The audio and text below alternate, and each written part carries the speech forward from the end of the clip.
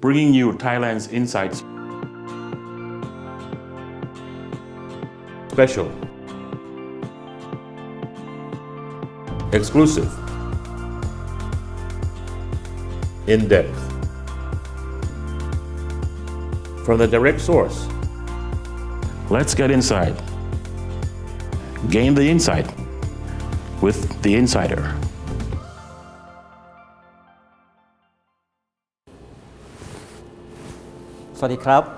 Welcome to the Insider.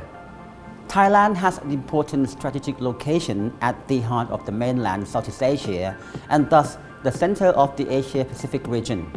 This geographical advantage gives Thailand the potential to become the logistical hubs for trade and investment in the region at the time when ASEAN and indeed the Asia-Pacific are the best placed to be the key driver for global growth and prosperity.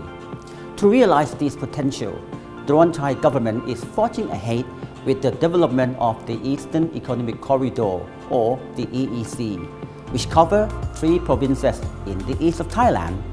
This particular area has already proven to be successful for the past 30 years, with the Eastern Seaboard housing over 100 foreign companies that have made Thailand their regional base. So what will it take for this regional economic base to transform into a global hub for investment and industry? For the next 2 weeks, we'll take a look into the development of Thailand Eastern Economic Corridor with Mr. Uttama Sawanayon, Minister of Industry and Chairperson of the EEC Management Committee, as our special guest.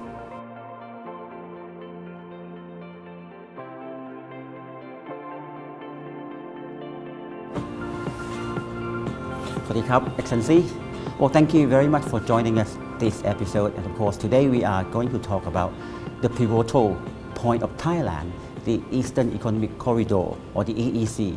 But prior to that, would you mind sharing with us what are the key challenges of the global economy in Thailand? Right. Well, first of all, I think we all know that the financial crisis of 2009-2010 has had considerable impact on the world economy, and Thailand included. And today, I think we continue to feel the impact of that crisis, although there have been signs of improvement in various economies around the world. However, I think at this juncture, it's a crucial time for countries around the world to sort of take in the latest developments that we have seen in Europe, in the US, and perhaps to consider and realign their economic policies that would suit each country's overall development plans, and also that could contribute to the global recovery. And of course, focus now is shift to Asia. And why Asia is so important now? Right. I think Asia has been for some time now emerging as a new growth center of the global economy. Now, Asia too has felt the impact of the financial crisis of 2009, but I think there have been good signs that Asia is on a path of recovery. So I think, as I said before, Asian countries, I think, are in a good position, and in fact, it's necessary for Asian countries to really have a clear path of development. And of course, we have China as the already emerging economy. We have Korea, we have India, and we are now having the ASEAN Economic Community or ASEAN Community. The combined population, would that be a good factor for consideration, to be taken into consideration of the investor? Yes, that is definitely the case. Given the combined size of ASEAN itself, that's already 600 million plus in terms of population, and so clearly that in relation or in connection to other major economies around ASEAN, China, of course, as you mentioned, definitely can serve as a major sort of catalyst for the new growth in the coming years. And we, of course, Thailand will take advantage on this particular situation in order to stimulate the growth for the country and, of course, for the world.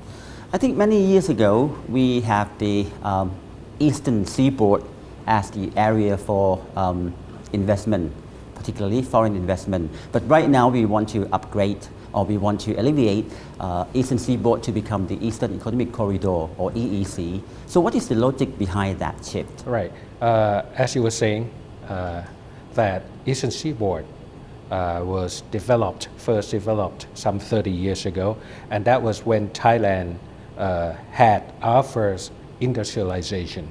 So major industries that have continued to be the engines of growth for the Thai economy today started actually there in the Eastern Seaboard. You know, the three provinces, mainly Cha Chaeng Sao, Chonburi, and Rayong. So we have, for example, the automotive industry, the petrochemical, electronics, electrical appliances, and so on, and including tourism as major industries that... So these are the existing industry. Right, but they actually started 30 years ago in the Eastern Seaboard, in that particular area. But today, what we are doing is that we are leveraging the strength of Eastern Seaboard, the infrastructure, the industries that are in place to basically take it to the next step, to what we call the Eastern Economic Corridor. But let me step back a little bit, if I may, that EEC, as I said, is a major progression of the Eastern Seaboard. But I think most importantly, we need to realize that EEC is a very important initiative, a high priority of this government, but it is not a standalone initiative. It is a part of the government's overall strategy to initiate major reform, wide-ranging reform of Thailand at this crucial juncture of time. Well, to many people, it seems that the government want to make the best use of the area, this particular area, which is the Eastern Economic Corridor or a former Eastern Seaboard. Why it is so important? In terms of location, the Eastern Seaboard, or now we call it the EEC, short for Eastern Economic Corridor. If you look at these three provinces together, their locations are very convenient in terms of reaching different parts of Thailand. But not only that, you take a bigger picture, the geography of it, in relation to ASEAN and in fact Asia, the EEC's location is very strategic, geographically easy to reach and to reach out. So in terms of transportation, in terms of conducting businesses, and so on, the location is very convenient. And that's why we have chosen these three provinces. And plus the fact that we have already very good, solid infrastructure and the industries, as we were saying, that have taken strong roots there in the EEC. Well, of course, to answer the question, many people heard Prime Minister mention in many occasions that EEC would make Thailand become a hub of ASEAN or gateway to Asia. How that would happen? Again, we start with the location, that it is convenient, but it's not only for Thailand. As you were saying, if we talk about EEC becoming a gateway to ASEAN, then it's for shared benefits of all countries, because we must not forget that today it's about connectivity. Yes. Global economy is about connectivity first and foremost. So it's about collaboration, shared benefits. And EEC as a location and as a place where it has a great deal of potential for collaboration, economic and social, makes EEC a prime candidate to serve as a hub of a leading hub of economic and social activities for Asia and ASEAN. Excellency, if I were the foreign investor, I am tempted. But apart from the environment that conducive for investment, what about investment incentive? That's a very good point. We have planned for that as well to ensure that we can offer investors very attractive packages of incentives offered by our Board of Investment, by our Finance Ministry, and other agencies that would be responsible for making living and working in EECs, not only for Thais, but also for our friends from the international community, because EEC will be international, right? Make EEC attractive for everyone. For example, on the corporate side, BOI has announced actually a new package for companies that will, for investors and companies that will come to the EEC, that would operate in EEC, as their headquarters, their major manufacturing facilities, and so on. So the BOI will have a special package for that. We call it BOI plus plus. So it's really special. And also for the people who will come work in the EEC, for their personal income tax incentives, it would be special as well. The Ministry of Finance is offering, for example, a flat rate of 17%, provided that you're top management, experts, researchers, and so on, and you come to work in the EEC. 17% flat for 15 years. Now, that's very attractive. If you look around, it is very attractive. So combined together, I think we have a very good, very attractive package of incentives for that, and not just financial incentives, but we will also take care of, for example, working permits, visas, to make sure that it's convenient, it is practical for people who are connected to the EEC. It is obvious that EEC is very attractive for foreign investor. We talk about infrastructure development. You also mentioned about the investment incentive. I am wondering, are there many global companies interested in coming to invest in EEC? Yes. Since the government has announced the EEC's strategy, initiatives that would happen in EEC, that in particular that we would welcome the participation from the global companies, international community in forming partnerships for different projects that would suit their interests. We've been in discussion with a great number actually of global companies as well as local companies, because they can form together partnerships and so on that have indicated interest in investing in EEC. For example, along the line of the target industries that we have, that we also call it the S-curve industries, automotive.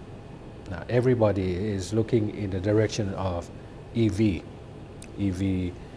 electric vehicle throughout the world. Thailand is an obvious choice also as a base of manufacturing, the future generation of automobiles. Bioeconomy. There are companies that are interested in that. in the aviation industry, that we want to build up an MRO, a leading MRO center in Thailand that would serve Asia.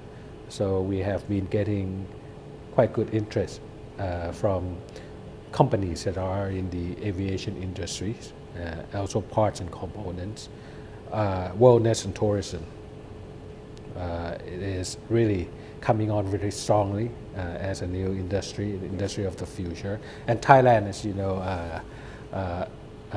lends ourselves very well to hospitality and wellness. So there are global corporations that are interested in that as well as building new cities, because we are not only working on the economic and commercial sides of EEC, but also on the environment, on the social side of EEC, building cities, building quality living. So you can think about things like facilities for the elderly. We are all getting into an aging society now in Thailand and also other countries. So EEC is also primed for those kind of activities. Since you mentioned about the forming partnership, so it is related to the PPP or the public-private partnership that the government has emphasized at the moment. Right, that's exactly right. The way we envision projects to develop in EEC is mainly through PPP, public-private partnership. So the government will be, we have started, as I mentioned, discussing with various companies and so on that are interested in EEC, because we have formally announced it. We had organized a major seminar on that opportunity, Thailand, a few weeks ago, so on. So we're talking to different companies on that, and we have already set up an EEC office that specifically oversees, the development of EEC. So we have a focal point where people can contact us, and we actually are proactive in reaching out to various global companies to present ourselves, present our case, EEC, and really to listen to them for their interests and their requirements if they are to be investing in the EEC. So we're doing that on a proactive basis, and we have new incentives, we have plans and targets that we know are important to companies if they are to evaluate and develop sort of their business case for coming to EEC. Well, the Thai government is very serious about the EEC, but one key policy of this government is leave no one behind. Right. Particularly, we have the policy of Thailand plus one, leave no one behind, and how our neighboring country would benefit from the EEC. Right. EEC, first of all, is very strategic in terms of location, meaning that in terms of connectivity within Thailand and also with our friends in the region. I mentioned, for example, in our immediate neighborhood, CRMV, right, and also extended out to ASEAN, China, and actually virtually to all regions of the world. So EEC, you can think of it as an open platform for various activities, commercial, social. So in that sense, we are open and inviting everybody to come together, and not just for EEC. This is what Thailand has. This is what Thailand would like to contribute in terms of development of everyone, every country. So EEC will serve as a hub to connect, with different hubs and different places in the region, for and sure, outside. and also outside. So in that sense, we are not we're inviting everybody to come together and not leaving anyone behind. Thailand's Eastern Economic Corridor has firm foundation from which to grow. Drawing from its previous success as the Eastern Seaboard, the government is committed to expanding this region into a global hub for trade, industry, and recreation. With the 10 targeted industries set, preparation for thriving communities and commercial enterprise, and plans to develop seamless connectivity through infrastructure development, Thailand estimates investment of over $50 billion from the government and private sectors into this region. With this agenda, we need to take a deeper look into the key components of the Eastern Economic Corridor. This will be the focus of our next episode of The Insider, so please join us again next weekend. In the meantime, thank you for watching and Sawasdee Krab. To connect Thailand to the other country. For EEC, our plan is to implement integrated development, taking into account what is already there, the communities, and so on, not just the industries. And of course, the connectivity within EEC itself that we want to upgrade, and also the connectivity between EEC and other parts of Thailand and going out of Thailand. When is the transportation system or connection or connectivity is expected to be ready to use? We have different components of the EEC plan that we need to carry out in phases and so on, because overall it involves major investment and time and effort. So we have at this stage sort of a 5-year target for what we want to accomplish. EEC seems to be very attractive, and what would happen if the foreign investor influx into the area? One problem that I can foresee is the environmental problem. Do you have any plan to look after this problem, to tackle this problem? Right. What's going on in Thailand? How are those people flying? With its strategic location and excellent connectivity to more than 3 billion Asian consumers, Thailand is well known as a gateway to Asia. To bolster its position as the ASEAN gateway for high-value added businesses, Thailand is launching benefits for projects in target industries, designated as its new engine of growth. Next-generation automobiles and auto parts, smart electronics and telecoms equipment, biochemicals and bioplastics, the digital economy, food innovation, medical services and healthcare, aerospace technology, and automation and robotics. By investing in these industries, you gain a full support of the Thai government, from connecting businesses with academic and research institutions to a maximum incentive package. Let Thailand's new engine of growth give wings to your business throughout Asia. Think Asia. Invest Thailand.